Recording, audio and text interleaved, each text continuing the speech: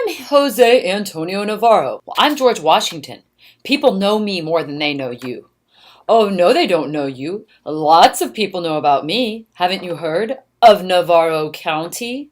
No, nobody outside Texas knows about that. We're still trying to understand who you are. I'm George Washington. Everybody knows me, and you can find a lot more user-friendly information about me on the internet than you can about you.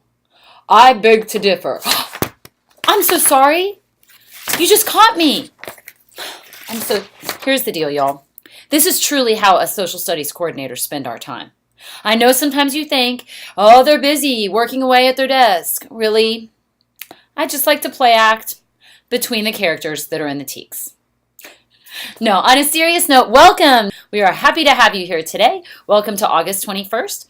Today, this is all about Tier 1 instruction. And we're excited about this because there are many things that I'm bringing to you for the first time today. And I think you're going to find that everything you see is very user-friendly. I'm actually thrilled about getting the chance to share this with you.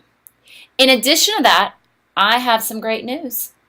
All of your clarifying documents, scope and sequence documents, resource documents, everything you need on Eduphoria is already in Eduphoria. Can we get a hallelujah, people? This is exciting. I know that last year a lot of people were planning for learning, and it made it more difficult when they were waiting to see when the clarifiers would come up. But this summer, we've been working hard, and we have that ready to go for you. I want to tell you, on a personal note, I love teachers. And one of the reasons I love you all is that I am the parent of a recently graduated kindergarten student. My daughter just completed kindergarten here in Birdville ISD last year. And let me tell you, the work that you do is tremendous. You start these kids off the right way. You teach them what education is. You teach them about love of learning. You take care of them. You're their mom. I have to say, there was one time this year where I forgot to fill my kid's lunch account. And if it wasn't for her kindergarten teacher giving her that snack, I don't know what I would have done. But what I know is that you are more than just a teacher. You truly take care of these babies when they come into school, and you help lead them down the right path. I feel lucky and blessed to work with each one of you. I hope you see that today is a helpful day, that it's informative, and I want you to remember that if you need anything, please just let me know. I am here for you at all times. Through email, through phone calls, I will get back to you. I don't know if I said this at the beginning, but my name is April Shirelli, but it doesn't sound like the way it's spelled. So let me give you my trick to remember me. It's Shirelli. It's like a chia pet, C-H-I-A, and then you just add Relli at the end, R-E-L-L-I. But the chia pet is really the piece that makes a difference. And frankly, I'm feeling kind of bad for y'all because between April Shirelli and Brenda Swarzynski, I know that you'll have lots of names to learn this year and to make sure you spell correctly. But if you start with a chia, you'll find me. Anyway, I just want to say thank you for all you do. I'm excited about this school year. Welcome to 2013-2014, and please let me know if there's anything else I can do. Welcome, kindergarten, to Enhancing Tier 1 Instruction. We are excited about having you here today. Let's get started by talking about Tier 1 instruction. Tier 1 is where your core instruction takes place. In order to achieve our goal of having 75 to 80% of students achieving mastery at a Tier 1 level, we as educators have to provide our students with strong instruction based on the Planning for Learning model. As a content coordinator, it is my job to provide you with a curriculum that helps you do that. I hope you see in today's training that I have worked to create a system that is easy to use and provides you with the things you need to do what you do best. Foster the love of learning in each one of our kindergartners by creating an environment that is rigorous and loving at the same time. So let's start by talking about what kind of teacher we want to be. What is more important than exciting young minds, making kids want to be smarter? Deborah Roberts tells us about an expert who thinks he cracked the code of what makes a great teacher. And tonight, some of those teachers show us what a day with them can be. Boys and girls, the secret is that this is not an ordinary classroom. If this seems more secret clubhouse than third grade reading class, you just made teacher Justin Melly's day. What's the smart student attitude? Excitement's part of the lesson in his Houston classroom. Legendary. The same is true in Mariel Elguero's fifth grade class in Newark, New Jersey. Sometimes my little sister likes to imitate me. Today, the kids are grasping the word imitate. With their creative teaching styles, both Elguero and Melly have seen their students leap 2, even 3 grade levels in a single year. These teachers, every time we see these great results, they're setting ambitious goals based on high expectations for their students. Okay, who can tell me what rhyme is? Stephen Farr, who recruits and trains top-notch college grads for Teach for America, spent 10 years visiting classrooms all over the country, trying to unravel the mystery of what makes a great teacher. Can you tell me examples of how she makes it fun? What he found, and is now sharing in a new book, is that superstar teachers need not have outgoing personalities or master's degrees or loads of teaching experience, but they do share a few things in common. You guys still need tons of help figuring out words that you get stuck on. If you agree, you can show me with your thumb. Great teachers make certain every student's keeping up. One of the things that I do here are a lot of checks for understanding that are super visual. Show me with your thumbs. You can see who's really getting it and who isn't. Today we're going to figure out a bunch of ways, some new ways to figure out words that we don't know. Amazing teachers aren't afraid to change their lesson plans. If I'm teaching something and it's just not flying, then I say to them, my mistake. This isn't working. Let's regroup. Let's try something else. So you do that in front of Yeah. the kids? Oh, they're fine with that. They're used to that. But this may be the most important discovery of all. We are all going to get so much smarter. Great teachers set high goals, as 11-year-old Brianna Randolph has learned from Miss Elguero. Brianna, what was your reading level when you got here? It was hard for me to read because I didn't understand the chapter books. Her mom, Denise, is now amazed at the difference. When she got here, we learned that Brianna was 2 levels behind. And today, Brianna is actually almost 2.5 levels above what she was when she came in. And it's only February. And so we choose Justin Melly and Mariel Elguero on behalf of all the great teachers who made us believe in ourselves and think of learning. Okay, so now that we've seen as that video, absolute please joy. talk to your shoulder partner about what you heard on the video. You have 1 minute and 18 seconds to do this. Please get ready to press pause, facilitator, and go.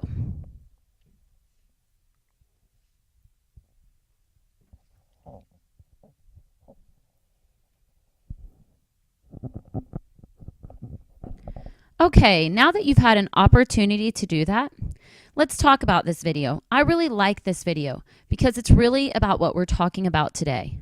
First, making certain every child is keeping up. The Making Thinking Visible strategies you're learning about today are all ways for you to check for understanding and make sure kids are keeping up.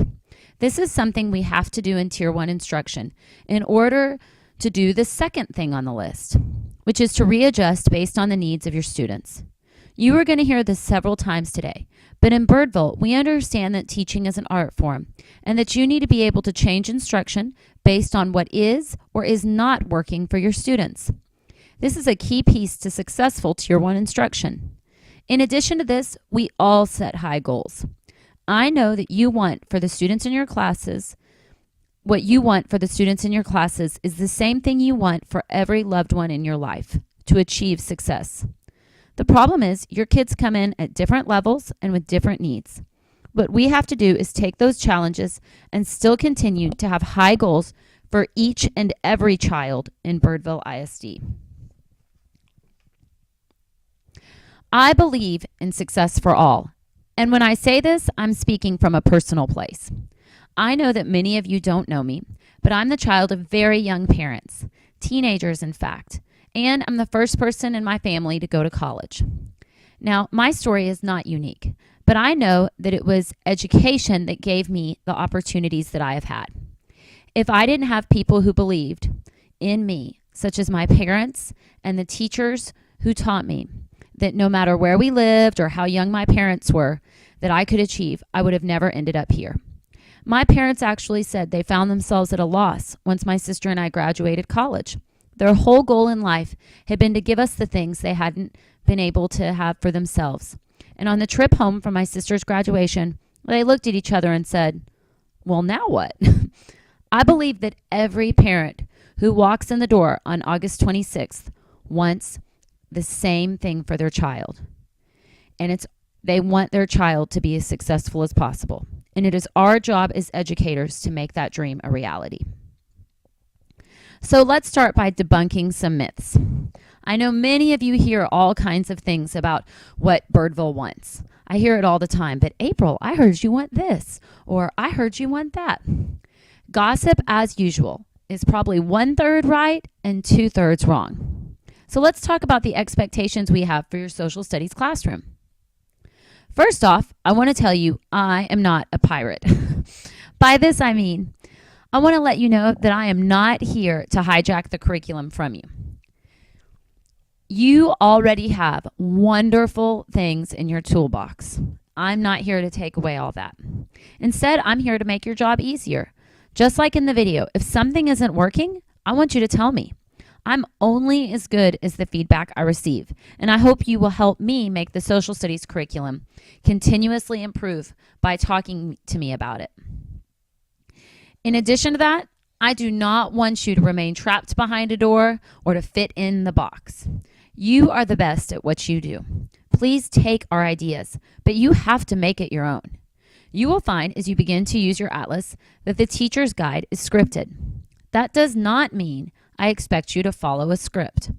The script is there to give you a starting place, but please note that it is my hope you will add to this, to the lessons you see, and that you will find a way to make the content relevant and rigorous for your students. Basically, I hope you make it your own. So, where do we start? Let me first say that this is the year backward design and planning for learning becomes a reality. I am happy to say that you have all of these things loaded in Eduphoria and waiting for you. I know last year was difficult because you are still waiting for documents, but that is not the case this year. This year, I can tell you these things are already loaded. I know I'm not in the room with you right now, but I can feel your collective sigh of relief about this. So you already have loaded in Eduphoria at this point your rubrics, checkoff sheets for social studies, unit overviews, your clarifying documents, and suggested pacing guides. Yay! So let's talk about what you would use as you plan for learning. First, when you work in your PLCs, you're going to look at your scope and sequence. Some great documents to use for this are the unit overview and the suggested pacing guide. You're also going to take the time in your PLC to examine the TEKS. In that time, you need to review the clarifying documents and review the rubrics so that way you know what the end goal is. In addition to that, you need to plan instruction after you know what the TEKS are and you know the scope you want them in. For that, you'd like to review your Eduphoria resources and review the Atlas Teacher's Guide and any other resources we have available for you. So, I know what the first question is. Where is all this good stuff located? I know y'all have been so busy, there hasn't been a whole lot of time to explore Eduphoria, and that's what I'm here to help you do today. So this is a screenshot of Forethought in the Scope and Sequence tab. When you are in the teacher view, all of this will come up on the right-hand side, but I wanted to use this to show you how it looks in a larger setting. This top arrow is where you pick Unit Overview, and underneath that, in this area down here, where the second arrow is, you will see a suggested pacing guide. These things right here are called gears, and every time you click on something, you'll want to look down below and see if the gears pop up. So let's talk about the suggested pacing guide. What does that actually mean? It means that this is a suggested way to group these units. Of course, you need to make adjustments based on your students' needs. It is expected that you will hit all of the TEKS in the designated 6 weeks. But please know, pacing will depend upon your students. The unit you are looking at right now is the second unit in your scope and sequence. It is the Family, Friends, and Me unit in your Atlas program. You will find that now any unit that is connected to an Atlas unit has been correlated to that Atlas unit so that the main headings match the main headings in the Atlas. So there is a section titled Children Like Me, Getting Along, Families, and Homes and Other Needs. And I've correlated the correct TEKS into that to help you as you plan. Once you look at the pacing guide, you should look at the rubric to see how you will be able to assess during the teaching. Let me stop here and repeat that. We want you to assess during instruction. I know there has been a lot of confusion in kindergarten because what was on your rubric looked different than what was in the clarifying documents. And therefore, you feel like at the end of the 6 weeks, you need to stop teaching and reassess. You only have 30 minutes to teach for a direct teach for social studies a day. That means you do not have time to do that. We need you teaching all the way through. So what I have developed is a rubric, and by the way, I should say that I developed this with the help of the curriculum writers. It is a rubric that will allow you to find out the information and to assess while you're teaching so that way you can assess along the way and you never have to stop. I understand, like I said, that when the rubric was different than the clarifying document, you felt like you needed another measure. But please know that is not what my expectation is. Here is a clarifying document. This clarifying document they've all been changed over the course of this summer. I have now aligned them to the social studies rubric for social studies because my hope is that you'll be able to assess as you move through the 6 weeks. In addition to that, I have attached a process skill to every sample assessment item. In the TEKS, especially for social studies, the TEKS, the main TEKS are what you want to teach, and the process skills are how you assess it. So I've gone in ahead and attached your process skill for you. So for example, in this one it says students will illustrate a picture of their family and be prepared to show how families are similar and different. This is connected to process skill K.15b, create and interpret visuals, including pictures and maps. This will connect to identifying similarities and differences among people, what you'll see here in your rubric. To help you with this task, I have also created a checkoff sheet for you to fill out as you go through the 6 weeks that will help with this. This way, you have the opportunity to assess as you move through the 6 weeks, and you can then just transfer this to the report card. This does come in Word, so you can do this on the computer as well, and you'll just mark M, P, etc. in each spot by the students' names, and that way you have an opportunity to keep up with this. In fact, my idea was that you might want to keep it on a clipboard and use it as you walk around. For example, when we require that children recite the pledge, you can walk behind each child and mark whether or not you hear them say it during the morning pledges. This would be a great way to get this data without having to stop teaching and pull each child to your desk. So the next question is always, so where are these rubrics, April? Well, they will be here under yearly documents and then under district instructional resources. In addition to that, MAPS 101 will also be in the district instructional resources. If you haven't had an opportunity to explore this tab, I suggest you do it. I think you'll find a lot of great information here. So my hope is that before you walked in here today, you know that there is one of these for each classroom on your campus. These were delivered at the end of last year, so they are on your campus. I know in the middle of the year we got one per grade level, but we changed that and we ended up getting one per teacher. If something has changed and you do not have an atlas or you have extra atlases, please let me know as we will redistribute those. In addition to this, this is what the Atlas Teacher's Guide looks like, and there is one of them for each campus. Now, I repeat, there is only one of them for each campus. So you will need to plan together to use this. So let's talk about how this atlas is organized. This program does have a script, but that does not mean that you have to complete it the way it is spoken.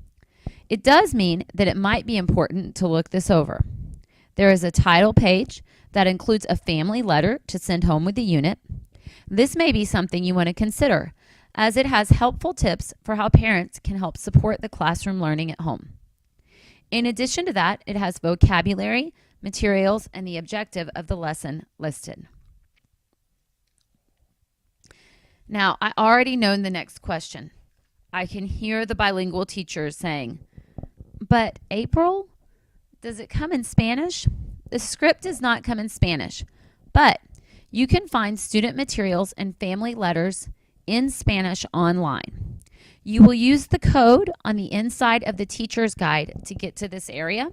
You'll register the first time, then write your code down in the spot, and then you can go online, and all of the student materials as well as the family letters do come in Spanish.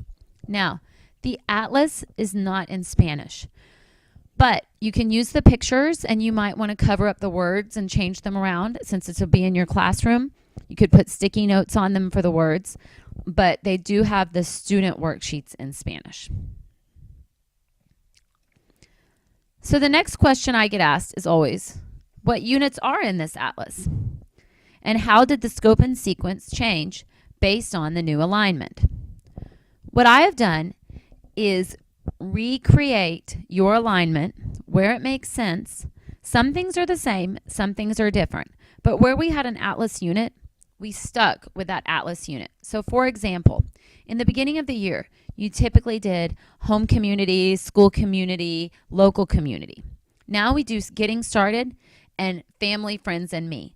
By family, friends, and me, we do a lot of stuff about rules and laws. And then when we get to the in-town section, we hit our economics, but we also hit in town the rules and laws as well of that. So the starred units are now to be taught using the atlas. The units you see without the stars are exactly as they were last year, so not everything is new. The new units are getting started, family, friends, and me, in town, seasons and holidays, the United States and the world, on the farm, and land, water, and maps. The other units are just as they were last year. Let's take a moment here to talk to your shoulder partner for 2 minutes and 15 seconds about what this means to you as you move forward with planning for learning. Facilitator, please pause at this moment and then allow the teachers to share out what they've talked about. Thank you.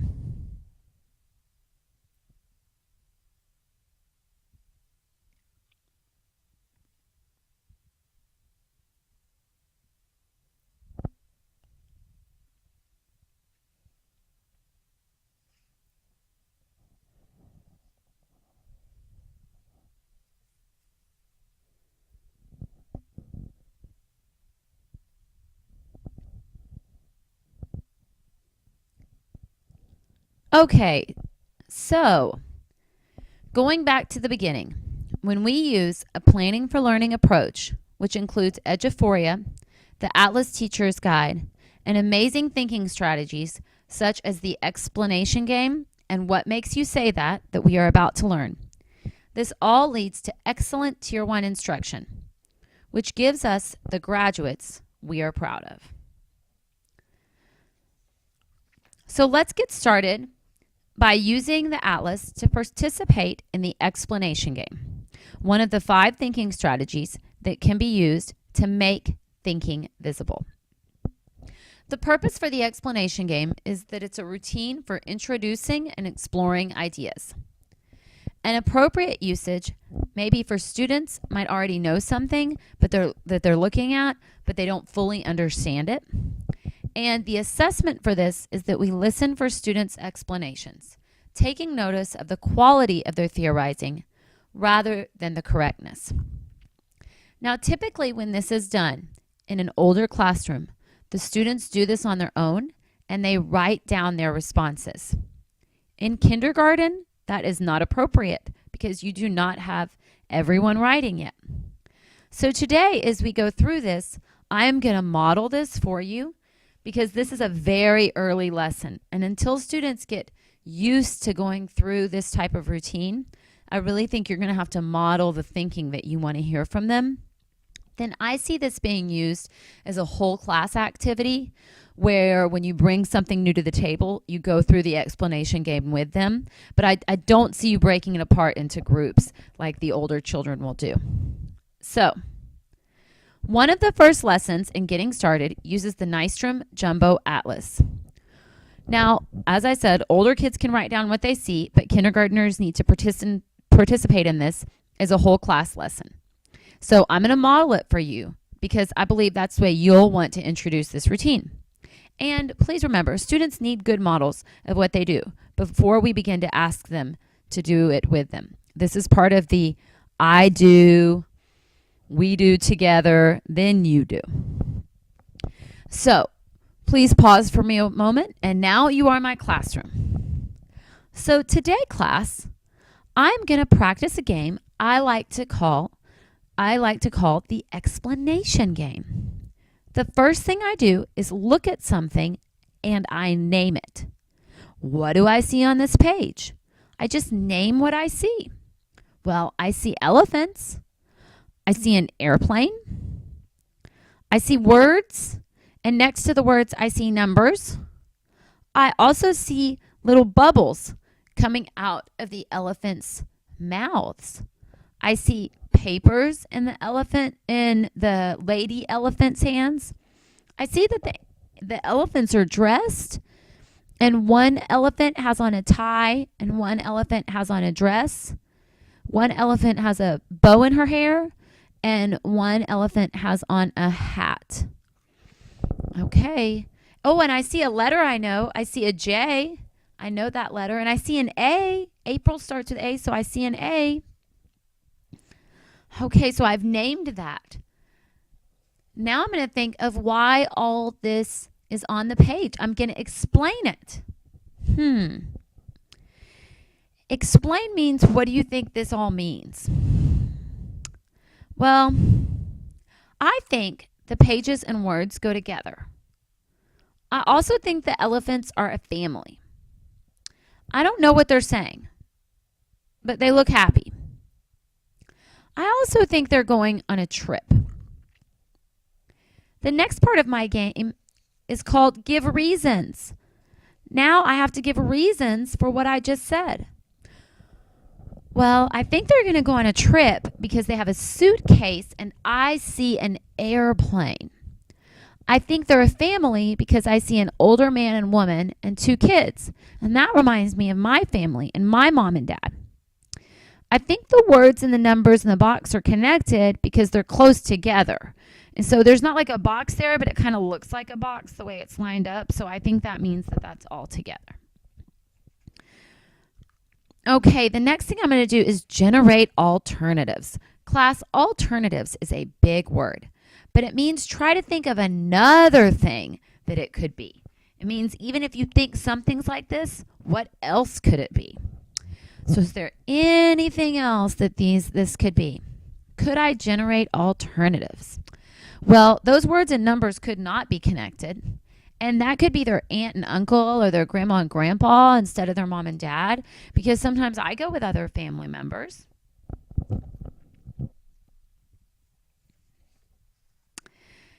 Now, that is the strategy called the explanation game. So now that I've tried to explain what I saw, so teachers, when you do that, that is as quick and as easy as that is.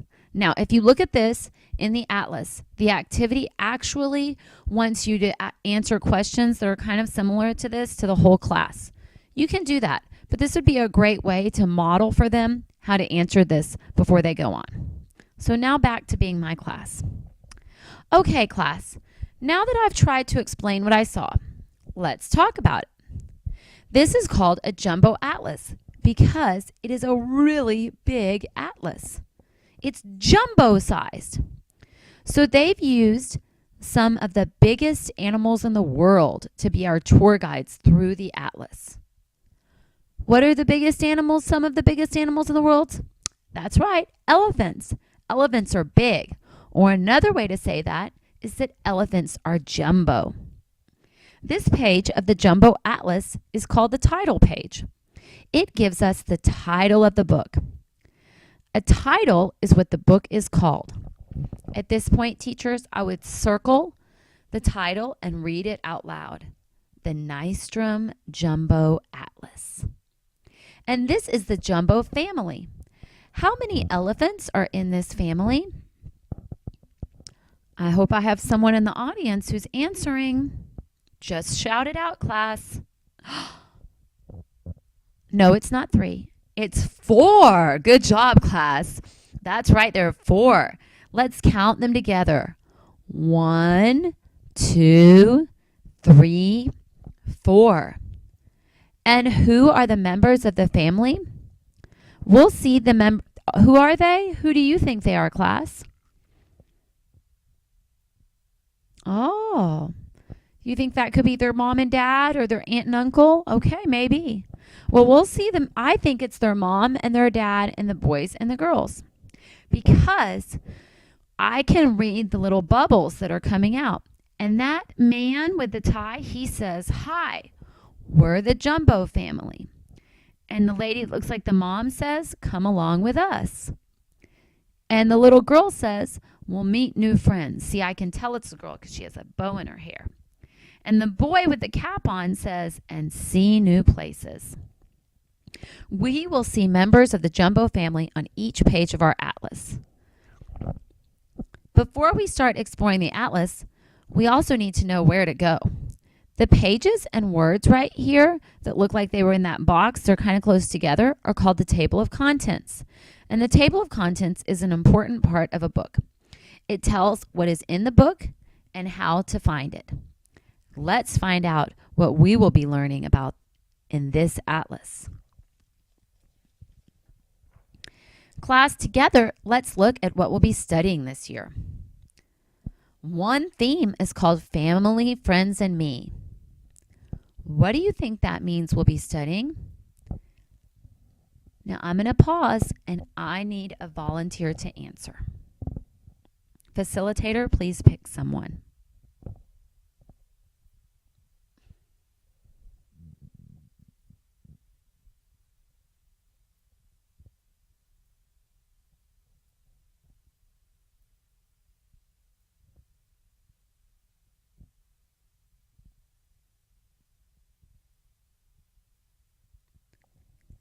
Wow, that was a great answer. Now, here's my next question for you. What makes you say that? Facilitator, please let them answer.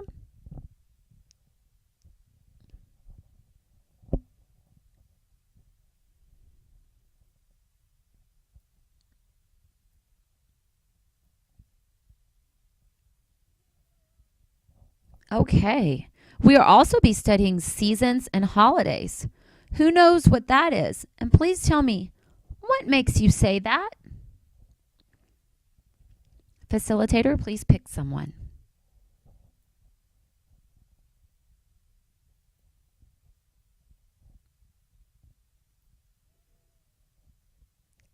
Thank you. Now, teachers, I'm talking to you as April again. I hope you hear me saying, what makes you say that?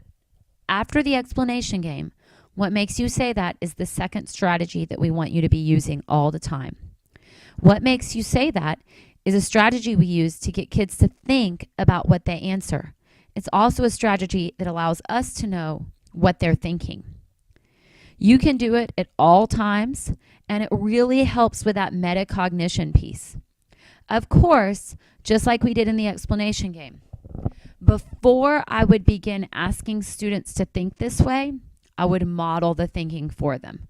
So when I'm doing a book read, I would constantly say, anything I do in class, what makes me say that? This will be a strategy that they will use all throughout the rest of their life. You can already tell where this is going. when you get to a point where you're answering questions on a STAR test, you need to be able to prove why you've made those answers and what makes you say that. Just the thinking of that, even at a young age, will get them started on the right track. So now we're going to debrief the explanation game and what makes you say that. I want you to take a moment and think for 1 minute and 22 seconds about how you could use these strategies in your classroom. Then you're going to turn to your shoulder partner, and I want each of you to share for 49 seconds how you could use this in your classroom, and please share out with the class. Facilitator, please get ready to pause the tape. On your mark, get set, go.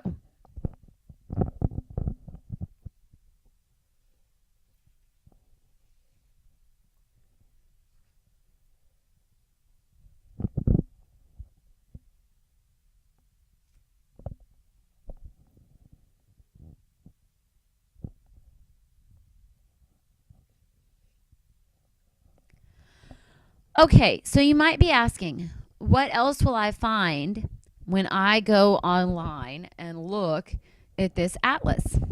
Online, you are going to be able to find an extending EWW. So it'll have celebrating holidays, monthly calendar, literature links. This is an example of the literature links page. I love this because it talks about whatever your topics are and it tells you some books you might want to use. And I know how important it is for y'all to find great books. So this would be wonderful. It has social studies everyday topics. It has information about knowing your state. This is where you'll find the Spanish translations, social studies links, graphic organizer pages for you to print off. And it just has all kinds of cool stuff for you. So I do hope that you will go online as you start to use your Nystrom Atlas. So I've kind of taken you through just the beginning of the Atlas. Now, ladies and gentlemen, I need to tell you one more thing. In the beginning, you will see that I have set up that first 6 weeks. When you look in the book, it'll say getting started takes 1 week, and it will actually say family, friends, and me takes 4 weeks. I've made that fit in a 6 weeks because I recognize that as kindergarten teachers, you are going to be busy that first week of school, just teaching kids how to be kindergartners. So I've given you a little bit more time to space out those units and get this information in because I think that will really help you. I also want to say when you get into the Teacher's Atlas, you are going to notice that it's not enough to get you through everything you need to do. It may be, it may not be, but you're going to have to supplement. Like I said, this is your thing. Please do this. We hope that you will do this. So you may be asking, okay, April, is there anything else I should know? That's how we got to this page. Maps101.com is a resource we have now for the entire district. This resource has maps that are according to content, such as U.S. history, bilingual maps, K through 2 special maps. There's even a farm map, kinder teachers, as well as videos and lesson plans, and it has interactive games as well. These maps can also be printed off into PDF files. So the map that you can have up on your projector screen can also be at a student's desk printed for them. I know that is so helpful. And each student sometimes needs a copy of what you're working with. Now, we've had some trainings on this, and we're going to have some more upcoming trainings on maps101.com. It's an online webinar training. If in the meantime you have any questions about this, please let me know. You will find it under Yearly Content Documents in the District Instructional Resources tab. So let's go back to what I put on this. The rubrics are under Yearly Content Documents. And then if you just click on Yearly Content Documents and then District Instructional Resources tab, you will see the Maps 101 logins and usernames. They're really easy logins and usernames. For example, Birdville Elementaries would be Birdville 101 is the username, and the password is maps. I also want to let you know we have these for the next 3 years. And so if at any time you need to send something for a kid to do at home or anything, you can give this login to a parent as well. So I think you're really going to enjoy this. This is instead of pull down maps because these can be put on a projector screen and that gives you a lot more use of them. And frankly, you just get more maps for your money. Okay, in addition to this, our legislator has made some decisions about winter holidays this year. I know that winter holidays are taught in your TEKS. So let's talk about what this says. This legislative update says that students and staffs are permitted to offer greetings regarding the celebrations, including Merry Christmas and Happy Hanukkah and Happy Holidays. Religious symbols may be included in a display as long as more than one religion is represented or one religion and one secular scene are both displayed. So, what this means is that you need to be careful and make sure that you're displaying more than one religion or one religious scene and one secular scene when you put out your bulletin boards. For example, Rudolph the Red-Nosed Reindeer is secular, so you could display Rudolph and a menorah, but you cannot display just a nativity scene. You just need to really keep this in mind as you plan instruction around this time of the year. In addition to this year, I know one of the concerns has been how to teach social studies in 30 minutes of direct teach, and how do you transfer this over to help out with a literacy station, and how do you correlate ELAR and social studies. So the curriculum writers have worked hard this summer to find ways to integrate some additional time into a literacy station that would also hit correlating ELAR texts, because you can integrate into a literacy station, but only if you have a correlating ELAR text. You cannot do it if you do not have a correlating ELAR text. So, for example, you may be able to do 30 minutes of direct teach social studies time and then pick up an extra 15 minutes as a literacy station. We have used the Debbie Diller Literacy Workstation model and created 2 lesson plans per 6 weeks that do this for you. Like I said, at this point, we only have 2 lessons per 6 weeks, and the first 6 weeks lesson plans are already loaded for you. Kindergarten will find these attached to TEKS K.11a and K.11b. So our goal is to eventually develop even more of these, but right now this is a good start for us, and it's a great model for you to look at as you're trying to figure out how to navigate these waters. So let's look at what this document says. Here you'll find the standards, and it goes into the TEKS. Notice it has TEKS, and it also has a process skill attached because we really want to do that. It'll tell you what an appropriate assessment is. It'll tell you what vocabulary you might need to use. It'll tell you the way to teach it, and then it will tell you how to work in a literacy station. And in that literacy station suggestion, the ELAR tech will be attached. So I think you'll find this useful as you work in your PLC to plan, and this is a great model that we took from Debbie Diller about how to plan these types of activities. She said to us, be careful when you're developing literacy stations that you attach them to what you're working on, especially if you're working in content area stations such as science or social studies. Now, I know we have had a lot of information covered in this session. Please take 4 sticky notes, and on each one, answer the following question. On the first one, put an E at the top and write down what excites you about what you heard today. On the second one, put a W and let me know what you are still worried about. On the third sticky note, put an N and let me know what else you need to know. And on the last one, put an S and tell me what are your next steps forward in thinking about teaching social studies this year. Please place all of these stickies on the chart paper in the room. I'm going to collect these and use this information to see what my next steps as your social studies content coordinator are. Facilitator, at this time, please pause so that they are able to do this. Please give them as much time needed so that they can finish this up. Thank you.